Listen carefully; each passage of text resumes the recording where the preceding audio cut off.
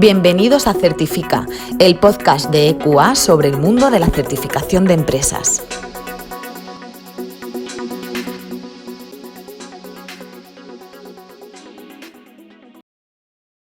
Buenos días y bienvenidos a Certifica, el podcast de EQA. Hoy vamos a hablar de los cambios previstos en la transición de las normas ISO 9001 e ISO 14001 en 2026. Antes de comenzar, queremos puntualizar que el contenido de este podcast está basado en la información disponible a día de hoy, ya que son normas pendientes de publicación y por lo tanto todavía están sujetas a posibles cambios. Para hablar de estos cambios previstos, hoy nos acompaña en Certifica María Catalá. Ella es técnico de la Unidad de Negocios de Sistemas de Gestión en EQA España. Buenos días, María, ¿qué tal? ¿Cómo estás? Buenos días, Marta. Muy bien. En primer lugar, gracias por invitarme para asistir a este podcast. Pues si te parece bien, vamos a empezar y yo creo que podríamos empezar contando por qué se actualizan las normas ISO 9001 e ISO 14001 de 2015. Muy bien, pues han pasado 10 años desde la última actualización de las normas y, claro, en este periodo de tiempo se han sucedido numerosos cambios de diversa naturaleza, políticos, sociales, económicos, técnicos, en los que las normas tienen que dar respuesta a este nuevo contexto. Por tanto, la actualización tiene como objetivo alinear las normas a los desafíos y retos actuales, siempre y cuando se siga aportando valor a la mejora continua de las organizaciones e integrando aspectos clave del entorno empresarial actual, como por ejemplo la transformación digital y la automatización, nuevas expectativas sociales y medioambientales, necesidad de resiliencia frente a riesgos globales, alineación de políticas ESG, es decir, integrando factores ambientales, sociales y de gobernanza, y básicamente por ese motivo se actualizan las normas. ¿Y sabemos ya cuándo está prevista la publicación de las normas? Cuéntanos cuál sería la cronología y su estado actual. Muy bien, pues si quieres vamos a empezar primero por la ISO 9001. Bueno, os cuento un poco lo que es la cronología de la publicación de las normas según ISO. En este caso, en la 9001, en febrero del 2024 se publicó el primer borrador inicial. Meses más tarde, en abril del 2024, se desarrolló el borrador de comité. ¿Cuál es el punto en el que nos encontramos en la actualidad?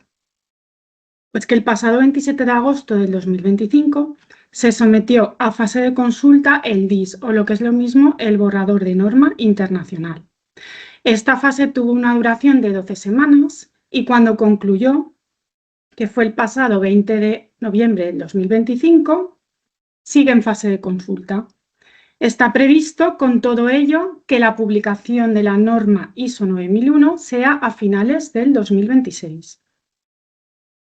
Por otro lado, tenemos el calendario de ISO 14001, que va de forma independiente al de ISO 9001. Parece que va un poquito más avanzado.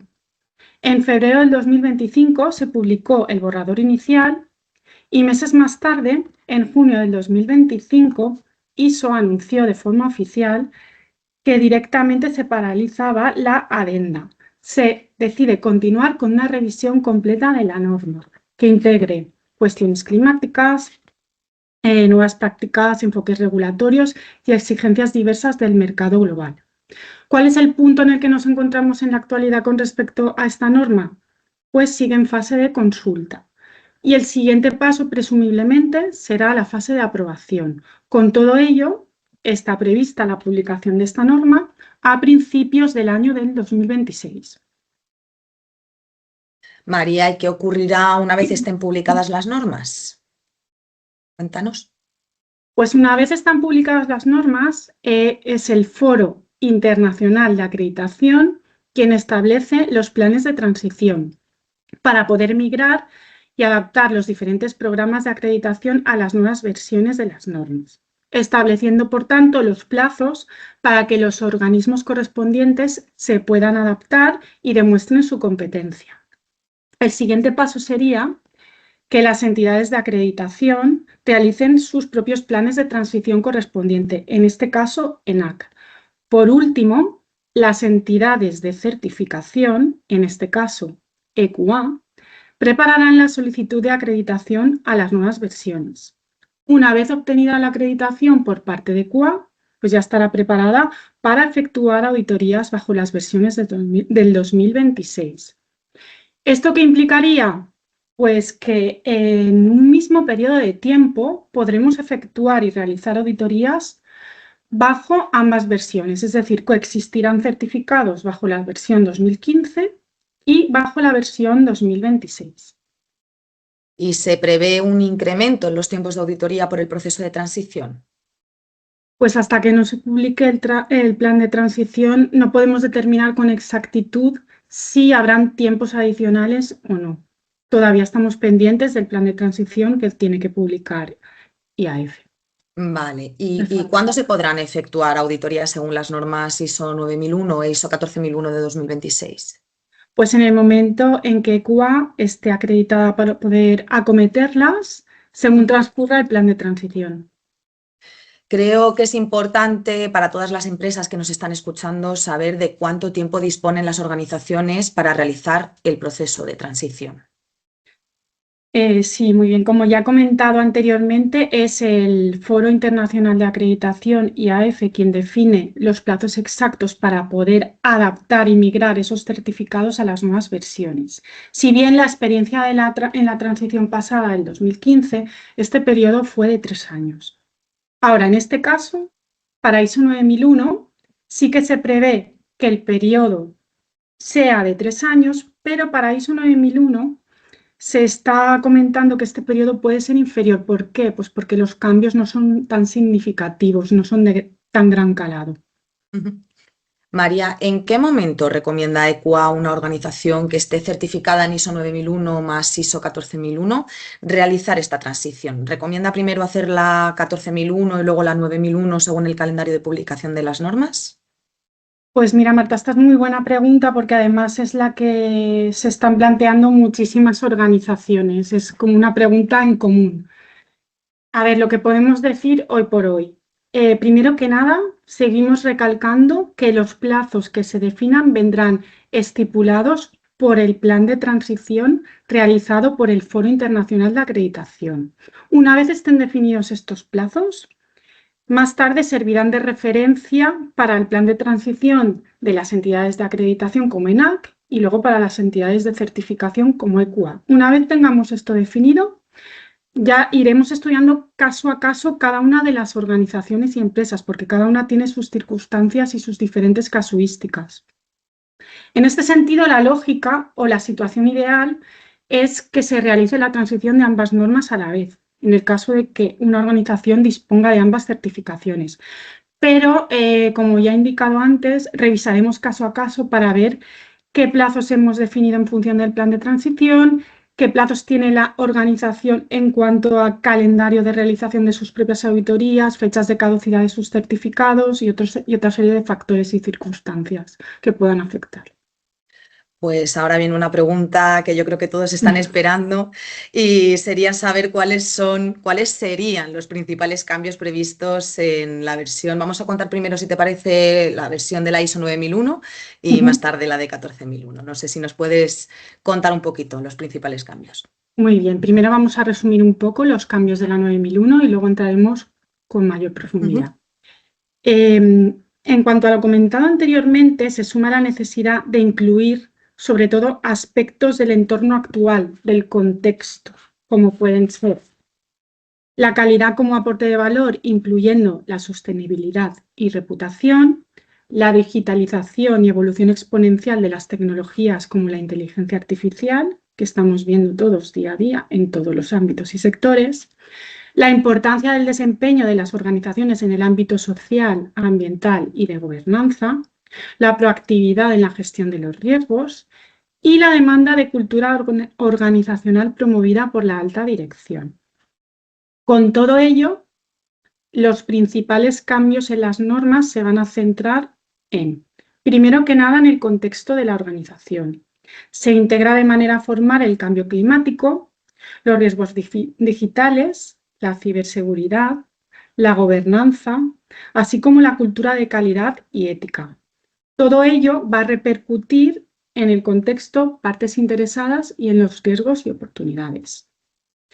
Otra parte importante que se va a ver afectada es el liderazgo. La alta dirección debe promover la cultura de calidad, ética e integridad y liderar la transformación digital. De hecho, se va a exigir que la alta dirección tenga un rol transformador digitalmente y tiene que ser un eje en la estrategia de cambio, invirtiendo, por supuesto, no solo en nuevas tecnologías, sino también en nuevas competencias humanas para adquirir y que den respuesta a esta nueva tecnología. Otro punto importante que se va a ver reflejado el cambio en la norma son los riesgos y oportunidades. Se van a implementar herramientas diferentes para la identificación y evaluación de riesgos y oportunidades de forma separada. Creemos que esa separación va a ser para aportar más valor a la parte de las oportunidades que normalmente se quedaban un poco más en stand-by, más frías. Se le va a dar también importancia al apartado de gestión del cambio, donde se va a exigir una planificación más estructurada, con una comunicación, un seguimiento y una evaluación de la efectividad de esos cambios. También toma una especial relevancia la toma de conciencia, donde se va a hacer un mayor énfasis en la sensibilización del personal sobre calidad y ética, con registros de dichas acciones de sensibilización. En cuanto a la información documentada, no va a haber cambios de gran calado, simplemente son cambios a nivel terminológicos, léxicos, sin un impacto relevante. La tecnología adquiere un papel muy importante. Se va a incorporar el entorno tecnológico como una parte clave en los procesos y en la cultura organizacional. Respecto al apartado número 8 de operaciones, esto va a depender de la actividad que lleve a cabo cada organización. Pero sobre todo lo que vamos a ver dentro de la cláusula 8 es que tiene que haber un especial énfasis del control de los proveedores tecnológicos. En cuanto a la evaluación del desempeño, se van a incluir métricas en tiempo real y análisis predictivos. Por otro lado, con respecto a las auditorías internas, van a haber una serie de mejoras en los requisitos, pero no serán cambios drásticos muy importantes.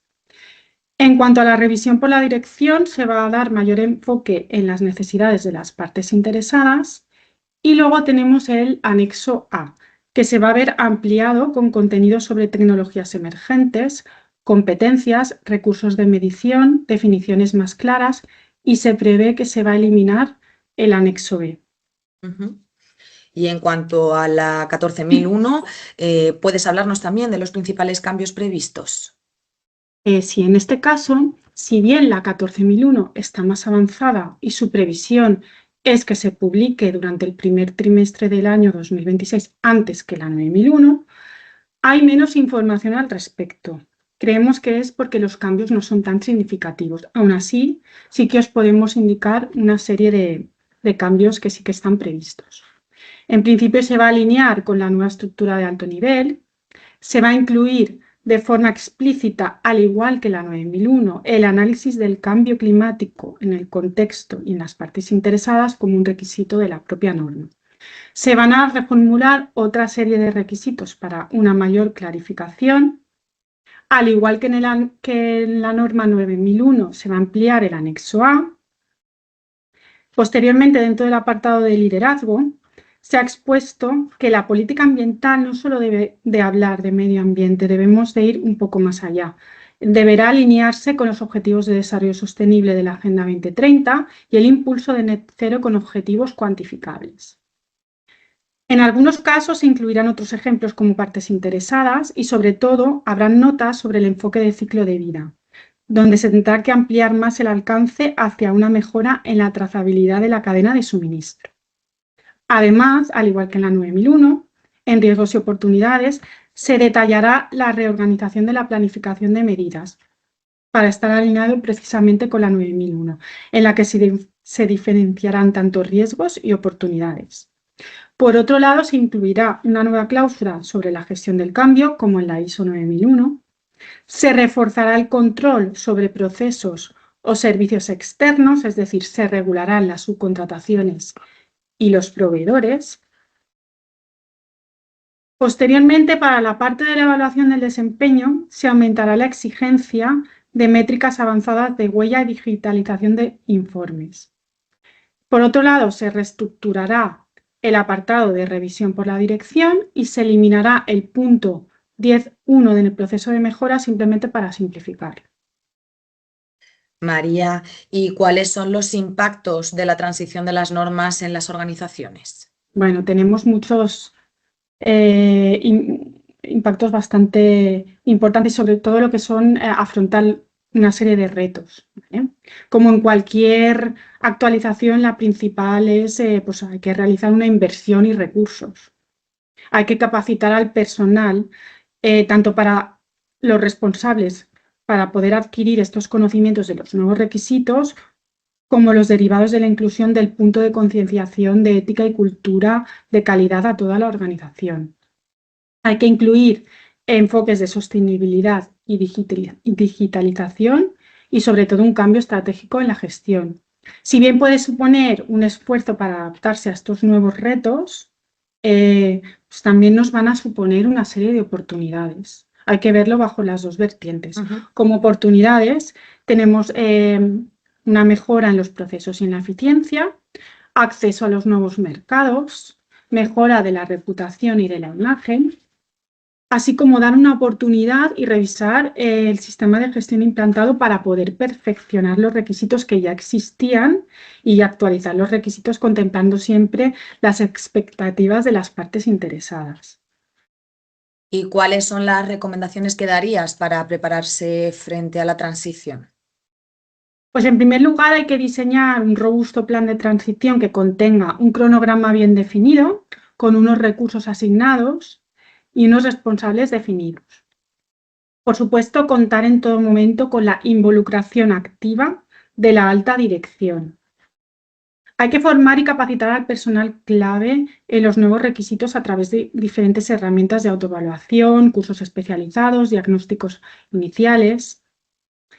En general, también hay que actualizar todos los procedimientos y registros, como por ejemplo, incorporar el cambio climático en el análisis del contexto y de las partes interesadas, aunque esto ya lo están haciendo la mayor parte de las organizaciones. Hay que convertir la ética y la cultura de calidad en prácticas visibles y medibles a través de herramientas de sensibilización. Hay que implementar herramientas separadas para identificar y evaluar los riesgos y las oportunidades y, en general, revisar toda la documentación y plantillas para poder adaptarlas al nuevo lenguaje normativo. Pues María, para terminar hoy, como parte de todo este proceso de transición y cambios previstos, ¿cuáles crees que son las conclusiones más relevantes? ¿Con qué información debemos quedarnos?